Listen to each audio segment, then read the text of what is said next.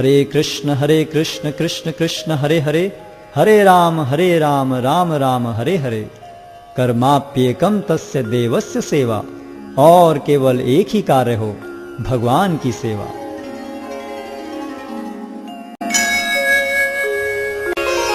अध्याय 1। कुरुक्षेत्र के युद्ध स्थल में सैन्य निरीक्षण। धृतराष्ट्र ने कहा, हे संजय, धर्मभूमि कुरुक्षेत्र में युद्ध की इच्छा से एकत्र हुए मेरे तथा पांडु के पुत्रों ने क्या किया? संजय ने कहा, हे राजन, पांडु पुत्रों द्वारा सेना की व्यूह रचना देखकर राजा दुर्योधन अपने गुरु के पास गया और उसने ये शब्द कहे, हे आचार्य, पांडु पुत्रों की विशाल सेना को देखें, जिसे आपके बुद्धिमान शिष्य द्रुपद के पुत्र ने इतने कौशल से व्यवस्थित किया है। इस सेना में भीम तथा अर्जुन के समान युद्ध करने वाले अनेक वीर धनुर्धर हैं, यथा महारथी युयुधान, विराट तथा द्रुपद। इनके साथ ही धृष्टकेतु, चेकितान, काशीराज, पुरुजित, कुंतीभोज तथा शैब्य जैसे महान शक्तिशाली योद्धा भी हैं। पराक्रमी युधामन्यु, अत्यंत शक्तिशाली उत्तमौजा, सुभद्रा का पुत्र तथा द्रौपदी के पुत्र, ये सभी महारथी हैं। किंतु हे ब्राह्मण श्रेष्ठ, आपकी सूचना के लिए मैं अपनी सेना के उन नायकों के विषय में बताना चाहूँगा जो मेरी सेना को संचालित करने में विशेष रूप से निपुण हैं। मेरी सेना में स्वयं आप, भीष्म, कर्ण, कृपाचार्य, अश्वत्थामा, विकर्ण तथा सोमदत्त का पुत्र भूरिश्रवा आदि हैं, जो युद्ध में सदैव विजयी रहे हैं। ऐसे अनेक वीर भी हैं जो मेरे लिए अपना जीवन त्याग करने के लिए उद्यत हैं। वे विविध प्रकार के हथियारों से सुसज्जित हैं और युद्ध विद्या में निपुण हैं। हमारी शक्ति अपरिमेय है और हम सब पितामह द्वारा भली भांति संरक्षित हैं, जबकि पांडवों की शक्ति भीम द्वारा भली भांति संरक्षित होकर भी सीमित है। अतएव सैन्य व्यूह में अपने अपने मोर्चों पर खड़े रहकर आप सभी भीष्म पितामह को पूरी सहायता दें। तब कुरुवंश के वयोवृद्ध परम प्रतापी एवं वृद्ध पितामह ने सिंह गर्जन की सी ध्वनि करने वाले अपने शंख को उच्च स्वर में बजाया, जिससे दुर्योधन को हर्ष हुआ। तत्पश्चात शंख, नगाड़े, बिगुल, तुरही तथा सिंह सहसा एक साथ बज उठे। वह समवेत स्वर अत्यंत कोलाहलपूर्ण था। दूसरी ओर से श्वेत घोड़ों द्वारा खींचे जाने वाले विशाल रथ पर आसीन कृष्ण तथा अर्जुन ने अपने अपने दिव्य शंख बजाए। भगवान कृष्ण ने अपना पांचजन्य शंख बजाया, अर्जुन ने देवदत्त शंख तथा अति भौजी एवं अति मानवीय कार्य करने वाले भीम ने पौंड्र नामक भयंकर शंख बजाया। हे राजन, कुंती पुत्र राजा युधिष्ठिर ने अपना अनंत विजय नामक शंख बजाया तथा नकुल और सहदेव ने सुघोष एवं मणिपुष्पक शंख बजाए। महान धनुर्धर काशीराज, परम योद्धा शिखंडी, धृष्टद्युम्न, विराट, अजय सात्यकी, द्रुपद, द्रौपदी के पुत्र तथा सुभद्रा के महाबाहु पुत्र आदि सबों ने अपने अपने शंख बजाए। इन विभिन्न शंखों की ध्वनि कोलाहल पूर्ण बन गई, जो आकाश तथा पृथ्वी को शब्दायमान करती हुई धृतराष्ट्र के पुत्रों के हृदय को विदीर्ण करने लगी। उस समय हनुमान से अंकित ध्वजा लगे रथ पर आसीन पांडुपुत्र अर्जुन अपना धनुष उठाकर तीर चलाने के लिए उद्यत हुआ। हे राजन, धृतराष्ट्र के पुत्रों को व्यूह में खड़ा देखकर अर्जुन ने श्री कृष्ण से ये वचन कहे। अर्जुन ने कहा, हे अच्युत, कृपा करके मेरा रथ दोनों सेनाओं के बीच ले चलें, जिससे मैं यहाँ उपस्थित युद्ध की अभिलाषा रखने वालों को और शस्त्रों की इस महान परीक्षा में जिनसे मुझे संघर्ष करना है उन्हें देख सकूं। मुझे उन लोगों को देखने दीजिए जो यहाँ पर धृतराष्ट्र के दुर्बुद्धि पुत्र दुर्योधन को प्रसन्न करने की इच्छा से लड़ने के लिए आए हुए हैं। संजय ने कहा, हे भरतवंशी, अर्जुन द्वारा इस प्रकार संबोधित किए जाने पर भगवान कृष्ण ने दोनों दलों के बीच में उस उत्तम रथ को लाकर खड़ा कर दिया।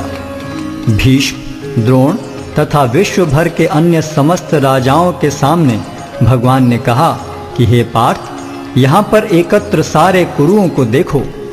अर्जुन ने वहाँ पर दोनों पक्षों की सेनाओं के मध्य में अपने चाचा ताऊओं, पितामहों, गुरुओं, मामाओं, भाइयों, पुत्रों, पौत्रों, मित्रों, ससुरों और शुभ चिंतकों को भी देखा। जब कुंती पुत्र अर्जुन ने मित्रों तथा संबंधियों की इन विभिन्न श्रेणियों को देखा तो वह करुणा से अभिभूत हो गया और इस प्रकार बोला। अर्जुन ने कहा, हे कृष्ण, इस प्रकार युद्ध की इच्छा रखने वाले अपने मित्रों तथा संबंधियों को अपने समक्ष उपस्थित देखकर मेरे शरीर के अंग कांप रहे हैं और मेरा मुख सूखा जा रहा है। मेरा सारा शरीर कांप रहा है, मेरे रोंगटे खड़े हो रहे हैं, मेरा गांडीव धनुष मेरे हाथ से सरक रहा है और मेरी त्वचा जल रही है। मैं यहाँ अब और अधिक खड़ा रहने में असमर्थ हूँ। मैं अपने को भूल रहा हूँ और मेरा सिर चकरा रहा है। हे कृष्ण, मुझे तो केवल अमंगल के कारण दिख रहे हैं। हे कृष्ण, इस युद्ध में अपने ही स्वजनों का वध करने से न तो मुझे कोई अच्छाई दिखती है और न मैं उससे किसी प्रकार की विजय, राज्य या सुख की इच्छा रखता हूँ। हे गोविंद, हमें राज्य, सुख अथवा इस जीवन से क्या लाभ, क्योंकि जिन सारे लोगों के लिए हम उन्हें चाहते हैं वे ही इस युद्ध भूमि में खड़े हैं। हे मधुसूदन, जब गुरुजन, पितृगण, पुत्रगण, पितामह, मामा, ससुर, पौत्रगण, साले तथा अन्य सारे संबंधी अपना अपना धन एवं प्राण देने के लिए तत्पर हैं और मेरे समक्ष खड़े हैं, तो फिर मैं इन सब को क्यों मारना चाहूँगा, भले ही वे मुझे क्यों न मार डालें। हे जीवों के पालक, मैं इन सबों से लड़ने को तैयार नहीं, भले ही बदले में मुझे तीनों लोग क्यों न मिलते हों। इस पृथ्वी की तो बात ही छोड़ दें। भला धृतराष्ट्र के पुत्रों को मारकर हमें कौन सी प्रसन्नता मिलेगी। यदि हम ऐसे आतताइयों का वध करते हैं तो हम पर पाप चढ़ेगा। अतः यह उचित नहीं होगा कि हम धृतराष्ट्र के पुत्रों तथा उनके मित्रों का वध करें। हे लक्ष्मीपति कृष्ण, इससे हमें क्या लाभ होगा और अपने ही कुटुंबियों को मारकर हम किस प्रकार सुखी हो सकते हैं। हे जनार्दन, यद्यपि लोक से अभिभूत चित्त वाले ये लोग अपने परिवार को मारने या अपने मित्रों से द्रोह करने में कोई दोष नहीं देखते, किंतु हम लोग जो परिवार के विनष्ट करने में अपराध देख सकते हैं, ऐसे पाप कर्मों में क्यों प्रवृत्त हों। कुल का नाश होने पर सनातन कुल परंपरा नष्ट हो जाती है और इस तरह शेष कुल भी अधर्म में प्रवृत्त हो जाता है।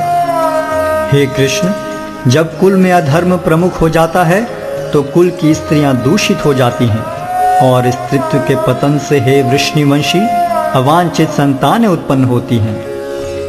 अवांछित संतानों की वृद्धि से निश्चय ही परिवार के लिए तथा पारिवारिक परंपरा को विनष्ट करने वालों के लिए नारकीय जीवन उत्पन्न होता है।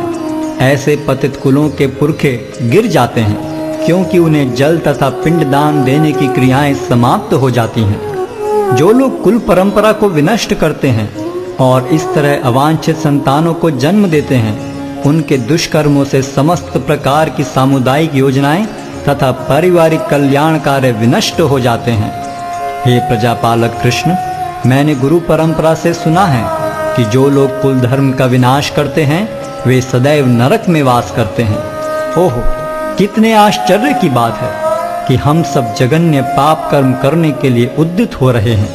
राज्य सुख भोगने की इच्छा से प्रेरित होकर हम अपने ही संबंधियों को मारने पर तुले हैं। यदि शस्त्रधारी धृतराष्ट्र के पुत्र मुझ निहत्थे तथा रणभूमि में प्रतिरोध न करने वाले को मारें तो यह मेरे लिए श्रेयस्कर होगा।